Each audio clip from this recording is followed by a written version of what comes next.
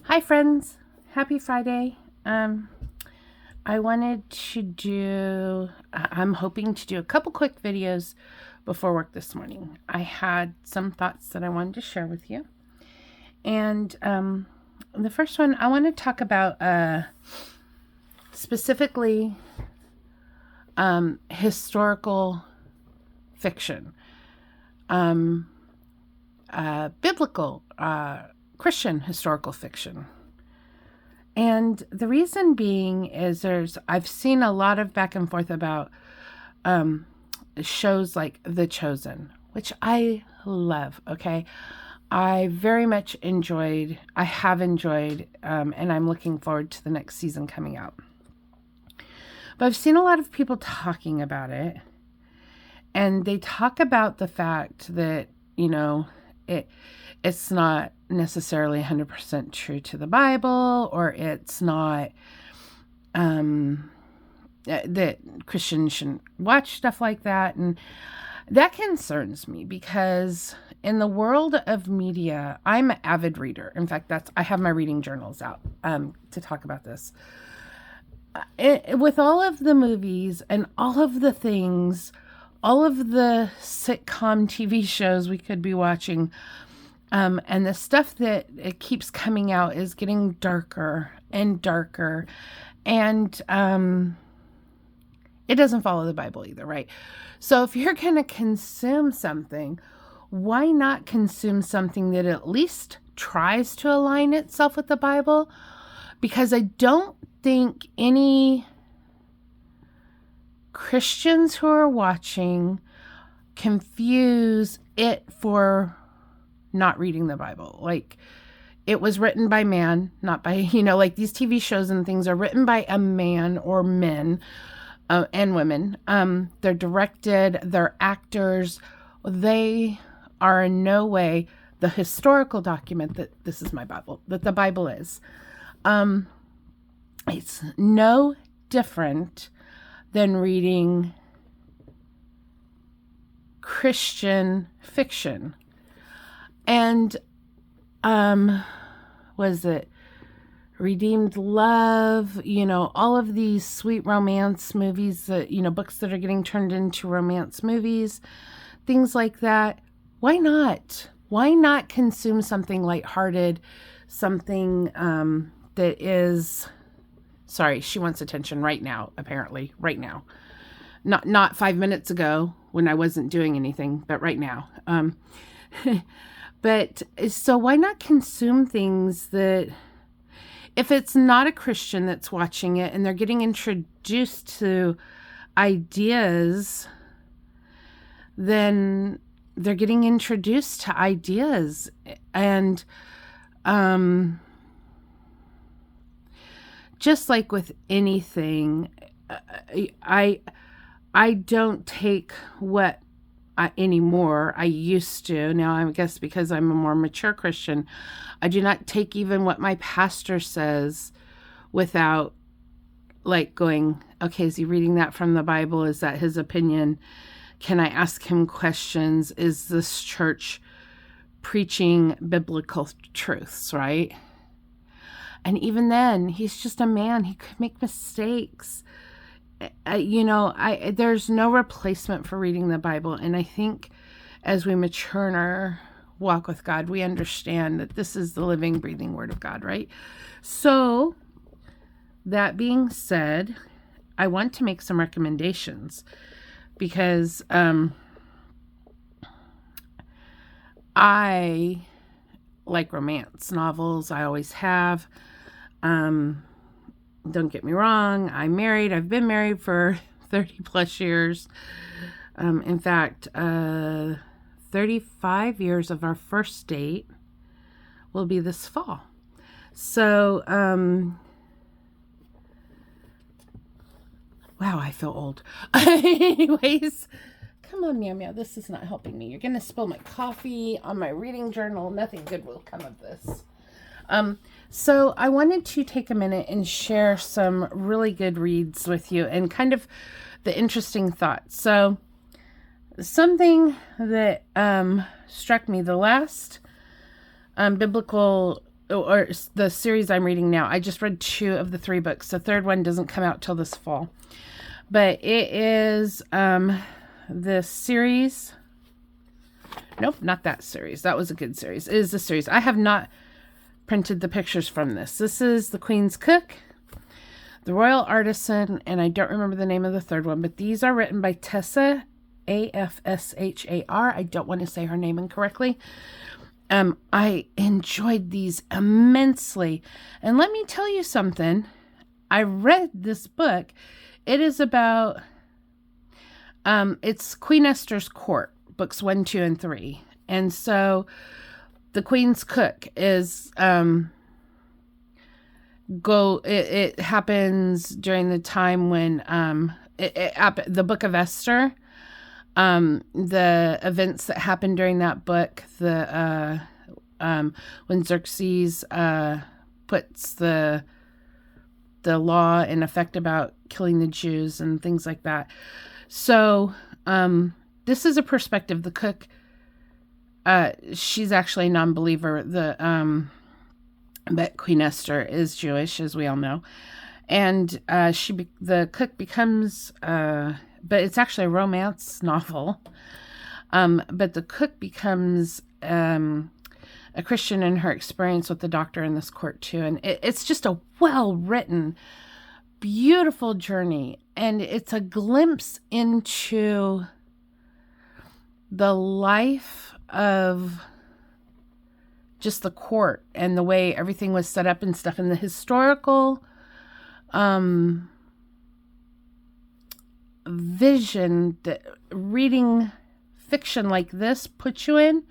So I read this book, then I went and I binge read the whole book of Esther in one sitting, which is not a lot. It's not a lot of chapters, but and then read the second book, and I'm waiting for the third one to come out. And it just really put this short book, the book of Esther is not very long. These are 400-page books, and the detail, and so they go into the cultural relationships, and even the detail of the food, the girl that's cooking, and it really takes you and puts you into that time. And there's a reason that, and to like to bring it full circle, the reason that that's so valuable is when you're experiencing it, like you are when you're reading historical fiction,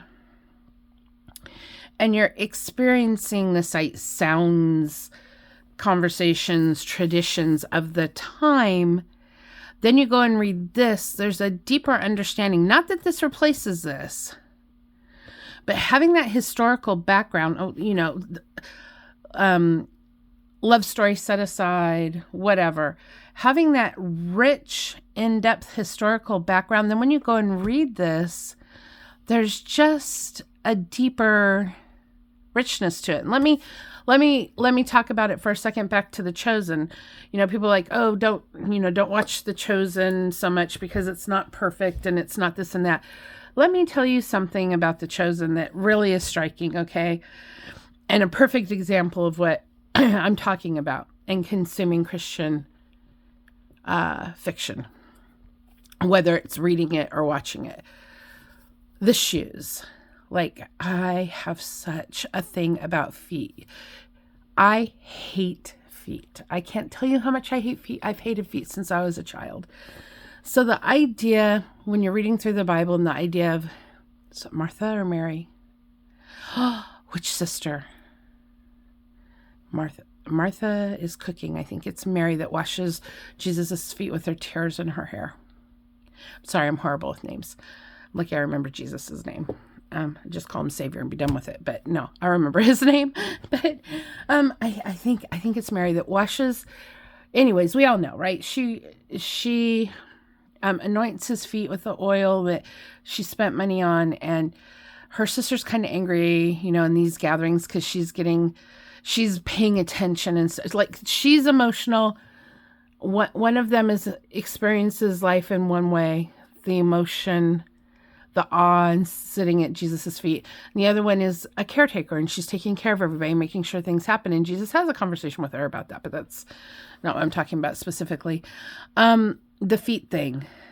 I hate feet. So when it comes to that part of the Bible, I'm like, oh yeah, somebody washed Jesus's feet. Nice for them. Ick. Right? And then I go on and I glance over it. Yes. What an act of service. And actually, if you watch Christmas movie, one of my favorite Christmas movies is The Nativity.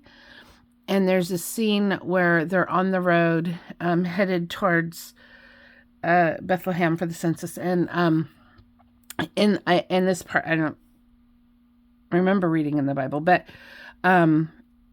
when he's resting, Mary washes his feet as an act of love. Just like when at one scene he like feeds Mary and the horse, but not himself. And Joseph does. And so in another scene, Mary like washes his feet and while he's sleeping, and just as an act of love, like not for the accolades, or just as an act of love because he's on his feet. And so she's just taking care of his feet.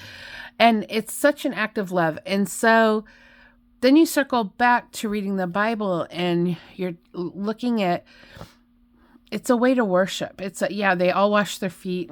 And so washing someone else's feet is absolutely a service of love.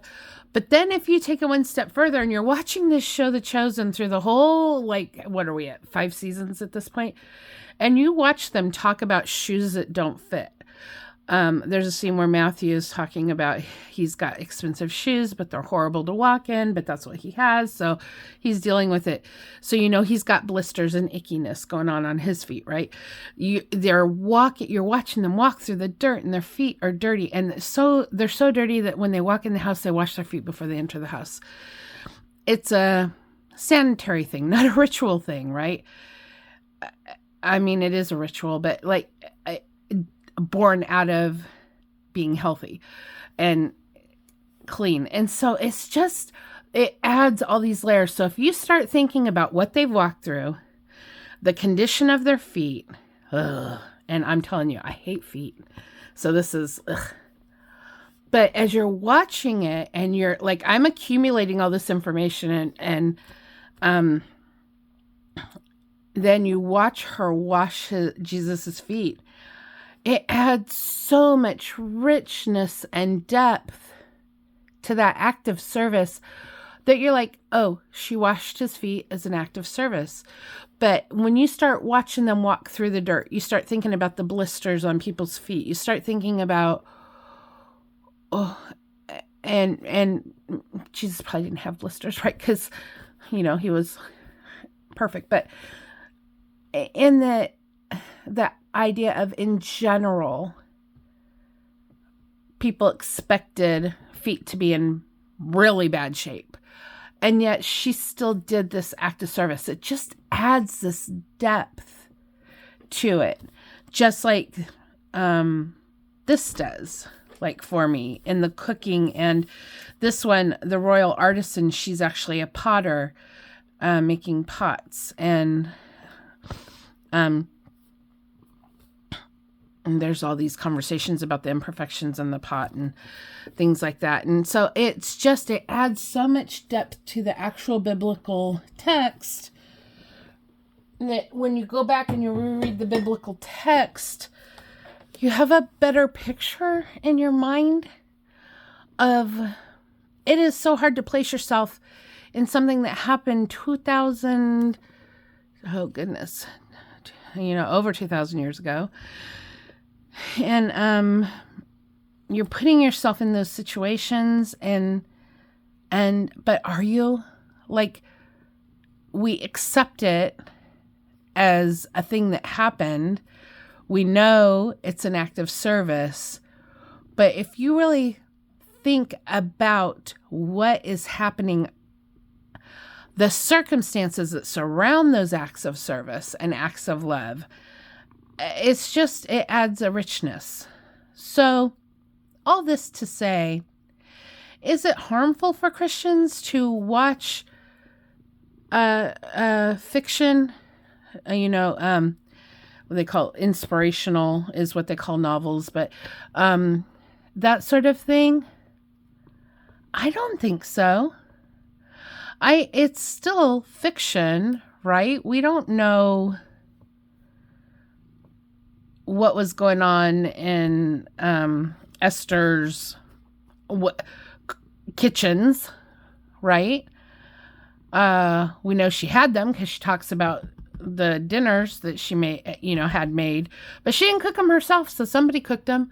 So my whole point to it is just the behind the scenes and giving you an idea of what it might have been like. And then I want to go to The Cat's Back, in case you hadn't noticed. 2 years ago, I read this Lineage of Grace, and it's by Francine Rivers, and it is 5 different stories of women in the books, and it's amazing. It's got Hagar and several others, and it's just little blurbs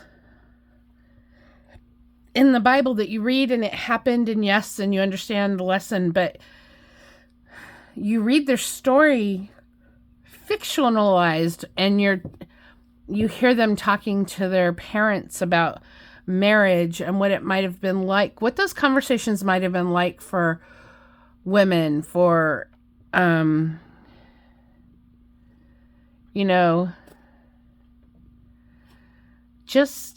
it just adds something when you go back and read this. It doesn't replace it, but it just gives you maybe a little more appreciation, a little more context. It doesn't mean that that's true. I don't read it and think it's the Bible. I don't watch Chosen and think that that's the story. This is the story. The Bible, this is the story here. But can it help me make a big picture of the story? Yes, I think it can. And I think that there's value there. And certainly value to watching something like that over some of the other options that are on TV or in a book. So anyways, just some thoughts. I hope you guys have a lovely day. Bye.